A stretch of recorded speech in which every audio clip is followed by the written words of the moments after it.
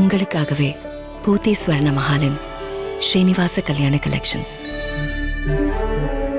பூத்தி ஸ்வர்ண மஹால், இது பரிபூரணத்தின் அடையாளம். கல்யாண மாலை நிகழ்ச்சிக்கு வந்திருக்கும் அனைவருக்கும், ஊடகங்கள் வாயிலாக கண்டு களிக்கும் நல் உள்ளங்களுக்கும், எங்கள் முந்தைய தலைமுறையில் சாதித்த சாதனையாளரான திருமதி பாரதி பாஸ்கர் அம்மா அவர்களுக்கும். முந்தைய தலைமுறை ஆகிட்டீங்களா? என்ன பேபி பூமர்ஸ் லிஸ்ட்டில் சேர்த்துட்டாங்கன்னு நினைக்கிறேன். மேடையில் அமர்ந்திருக்கும் அறிஞர் பெருமக்களுக்கும், இன்றைய சாதிக்கும் தலைமுறையின் சார்பாக என் அன்பான வணக்கங்களும் இனிய தமிழ் புத்தாண்டு நல்வாழ்த்துக்கள். ஆங்கில ஆல்பபெட்ல கடைசியாக வர எழுத்து தான் ஜெட்னு சொல்கிறோம். இன்றைக்கு எல்லா துறைகளிலும் முதன்மையாக சாதிக்கும் அந்த கடைசி ஜி தான் நாங்கள், இன்றைய ஜென்சி. தமிழில் எங்களுக்கு இன்னொரு பெயரும் இருக்கு, ஈராயிரம் குழவிகள். ஒரு தேனி என்னங்க பண்ணோம்? அதுக்கு சுறுசுறுப்பாக வேலை பார்க்கவும் தெரியும், அது லைனில் யாராவது குறுக்க வந்தால் அவங்கள நறுக்குன்னு கொட்டவும் தெரியும். நல்லா கொட்டுறீங்க. அந்த தேனி மாதிரி தான் நாங்கள், இன்றைய ஜென்சி. லேட்டான தலைமுறையாக வந்தாலும் லேட்டஸ்ட் தலைமுறை நாங்கள் என்பதில் பெருமிதம் கொள்கிறோம். தலைப்பு என்ன? இன்றைய தலைமுறை சாதிக்கும் தலைமுறையா, சவாலான தலைமுறையா? நடுவர் அவர்களே, ஒரு தலைமுறையினர் முதலில் சாதிக்க வேண்டியது வீட்டில்தான். வீட்டில் எந்த ஒரு விஷயத்தையும் சொல்லி சாதிச்சிட்டாலே வெளியே போய் தைரியமாக சாதிக்க முடியும். நீங்கள் வீட்டில் இருந்தால் தானே சாதிப்பீங்க. இருக்கவே மேம். ஆனால் வீட்டிலையே நமக்கு யாரும் சப்போர்ட் பண்ணலன்னா நிலைமையை கொஞ்சம் யோசிச்சு பாருங்க. அந்த பரிதாபமான நிலைமை வேற யாரோடதும் இல்லை, அந்த பக்கம் உட்கார்ந்துருக்க 3 பேர் நிலைமை தான். ஏன்னா முன்னெல்லாம் அப்பா அம்மா கூட பிறந்தவங்கன்னு இவங்களை கன்வின்ஸ் பண்ணுறதே ஒரு பெரிய சிக்கலாக இருக்கும். சரி, வீட்டில் இருக்கிறவங்கள மட்டும் சமாளிச்சா பரவாயில்ல, பக்கத்து வீட்டுக்காரன், எதிர்த்த வீட்டுக்காரன், நமக்குனே தேடி வர சொந்தக்காரவங்க, இவங்களுக்கெல்லாம் பதில் சொல்கிறதுக்குள்ளேயே போதும் போதும்னு ஆகிரும். என்ன படிக்கணும், என்ன உடுத்தணும், எப்படி நடக்கணும், எந்த ஊருக்கு போகணும்னு இப்படி எல்லாத்தையும் யார் யாரோ தானேங்க முடிவு பண்ணாங்க. அவங்க எப்படி இருந்தாங்க? ஊருலகம் என்ன பேசிடும், அந்த 4 பேர் என்ன சொல்லிடுவாங்கன்னு இப்படி பயந்து பயந்து தானேங்க உங்க காலத்துல வாழ்ந்தீங்க. அதனாலேயே பல சாதனையாளர்களை முந்தைய தலைமுறை இழந்திருக்கிறது. ஆனால் இன்றைய தலைமுறை எங்கள் சொந்த வாழ்க்கையை நாங்களே வடிவமைக்க விரும்புகிறோம். எங்களுக்கு வாய்ப்புகளும் வசதிகளும் கண் முன்னே கைகளுக்குள்ளே பறந்து விரிந்திருக்கிறது. அதனாலேயே நாங்கள் எதையும் சாதிக்கும் துணிச்சல் பெற்றுள்ளோம். எங்க ஜென்சி மேல எல்லாரும் பொதுவா வைக்கிற குற்றச்சாட்டு என்ன தெரியுமா? எப்ப பார்த்தாலும் போனை தேய்ச்சிக்கிட்டு ரீல்ஸ் பார்த்துட்டு நேரத்தை வீணடிக்கிறாங்கன்றதுதான்.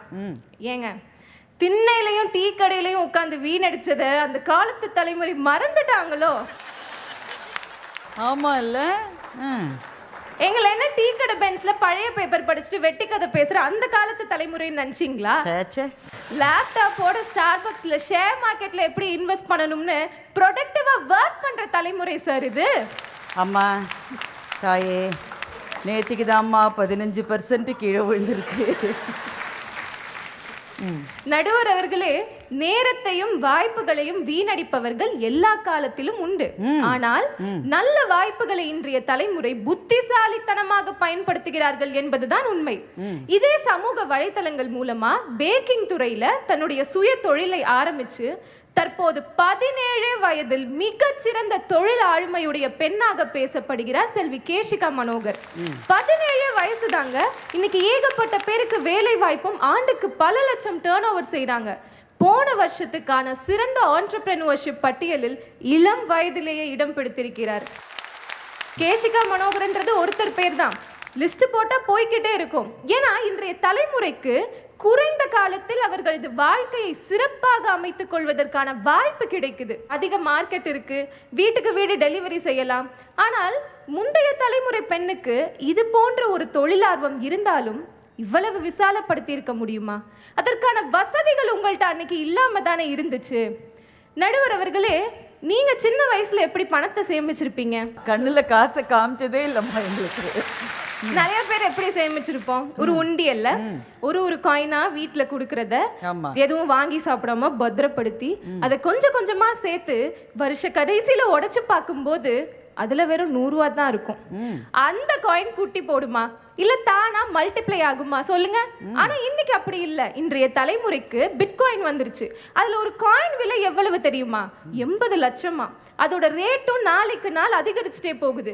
இப்படி பணத்தை எதுல முதலீடு பண்ணலாம், அதை எப்படி பெருக்கலாம்னு எல்லா தகவல்களும் அக்குவேறு ஆணிவேராக எங்கள் கண் முன்னே கொட்டி கிடக்கிறது. சரியான திட்டமிடலும் அறிவும் இருக்கும் இளைய தலைமுறை எதையும் சாதிக்கலாம். நமக்கெல்லாம் ஏகலைவனோட கதை தெரியும். வாத்தியாரை பார்க்காமலேயே அவரை மாதிரி ஒரு சிலையை செய்து வித்தையை கற்றுக்கொண்டவர். இன்னைக்கு ஏகப்பட்ட ஏகலைவன்களை உருவாக்குகிறது ஏஐ. ஒரு செயற்கை நுண்ணறிவு கிட்ட நம்ம எதை பத்தி வேணாலும் கேட்கலாம். அது திரும்ப நம்ம சாதி, மதம், இனம், குலம், கோத்திரம்னு எதையும் கேட்காது. நம்மளும் எல்லாத்தையும் கத்துக்கலாம். நல்ல வேளை அது ஒரு செயற்கை நுண்ணறிவா இருக்கு. இல்லைன்னா பல சாதனையாளர்களை சுய விருப்பு வெறுப்பால தடுக்க பார்த்திருக்கும். சமீபத்தில் படித்த செய்திகள் எனக்கு ரொம்ப பிடிச்சது. நம்ம கோவை மாவட்டத்தில் சூலூர் அருகே உள்ள அரசூரை சேர்ந்த அரசு மேல்நிலை பள்ளியில் படிக்கும் 7ஆம் வகுப்பு மாணவர்கள் 3 பேர் சேர்ந்து பார்வையற்றோருக்காக சென்சார் தொழில்நுட்பத்தை பயன்படுத்தி ஸ்மார்ட் வாக்கிங் ஸ்டிக், ஸ்மார்ட் கண்ணாடி கண்டுபிடிச்சிருக்காங்க.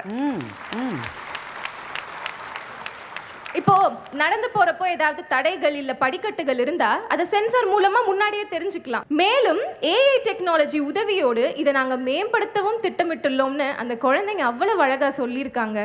இன்றைய தலைமுறை சாதிக்கும் தலைமுறை என்பதற்கு இதை விட ஒரு சிறந்த எடுத்துக்காட்டு வேணுமா? கல்லூரி காலத்துல நம்ம அதை பண்ணலாம் இதை பண்ணலாம் சும்மா பேச்சு வழக்குல விளையாட்டாக ஆரம்பிச்சதுதான் மதுரை ஈக்குவல் கேர் ஃபவுண்டேஷன் என்கிற NGO. 2021 அமெரிக்கன் கல்லூரி மாணவர்களால் ஆரம்பிக்கப்பட்டு இன்னைக்கு நிறைய ஏழை எளிய மக்களுக்காக பணியாற்றி வராங்க. இன்றைய இளைஞர்கள் போதைப் பொருளுக்கு அடிமையாகின்றனர் என்பதற்கு மாறாக அமெரிக்கன் கல்லூரி மாணவர்கள் ஒரு போதைப் பொருளற்ற சமூகத்தை உருவாக்கணும்னு வீதி நாடகங்கள், அதிலிருந்து மீண்டு வருவதற்கு தேவையான பயிற்சிகள்னு இப்படி நிறைய நடத்திட்டு வராங்க. அதாவது தண்ணி அடிக்கிறது அவங்க, அதை சீர்திருத்தம் பண்ணணும்னு நினைக்கிறது தான் நாங்கள். இவங்களாம் ரொம்ப சுத்தமானவங்க. பார்ட்டி கட்டி ஒன்றும் கிடையாது. சாட்டர்டே நைட் ஓப்பன் த பாட்டில் மச்சி இவங்க கிடையாது, முந்தின தலைமுறை. இதெல்லாம் உட்காந்து கேட்டதுக்கு அப்புறமும் இது ஒரு சவாலான தலைமுறைன்னு பேச போறாங்கன்னு நினைச்சா பரிதாபமா இருக்கு. எனக்கு கொஞ்சம் வருத்தமா தாங்க இருக்கு. இறுதியாக நான் இப்படி சொல்லி நிறைவு செய்கிறேன். இன்றைய தலைமுறை தடைகளை உடைக்கும் தலைமுறை, மகிழ்ச்சியான தலைமுறை, பல்துறை வித்தகர்களாக விளங்கும் தலைமுறை, சமூக நீதி பேணும் தலைமுறை, தொழில் முனைவோர்களாக சாதிக்கும் தலைமுறை என கூறி விடைபெறுகிறேன். நன்றி, வணக்கம்.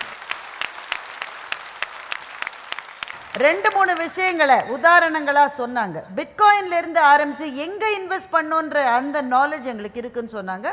ஏஐ மாதிரியான தொழில்நுட்பத்தை எப்படி பயன்படுத்த வேண்டும் என்று எங்களுக்கு தெரிந்திருக்கிறது. எங்கள் தலைமுறைக்கு தான் ஏஐ, உங்களுக்கு அது கிடையாது.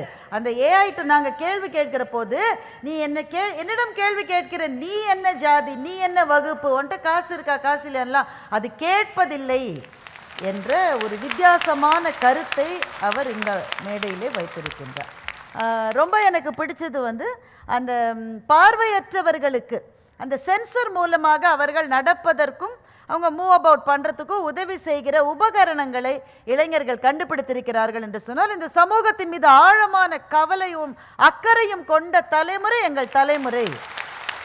ஆனால் கொஞ்சம் கூட பயம் இல்லாமல் இளங்கன்று பயம் அறியாது என்பதற்கு ஒப்ப அவங்க பேசினதோடு மாத்திரம் இல்லை, இவங்கள்லாம் இனிமேல் இதுக்கு பிறகு என்ன பேச போகிறாங்கன்னு அவர்களுக்காகவும் பரிதாபப்பட்டு விட்டு உட்கார்ந்திருக்கிற இந்த இளம் வீராங்கனையை மனமாற வாழ்த்தி பாராட்டுகின்றேன். இப்போ மாது அண்ணா பதில் சொல்லலாம். அண்ணா வாங்க.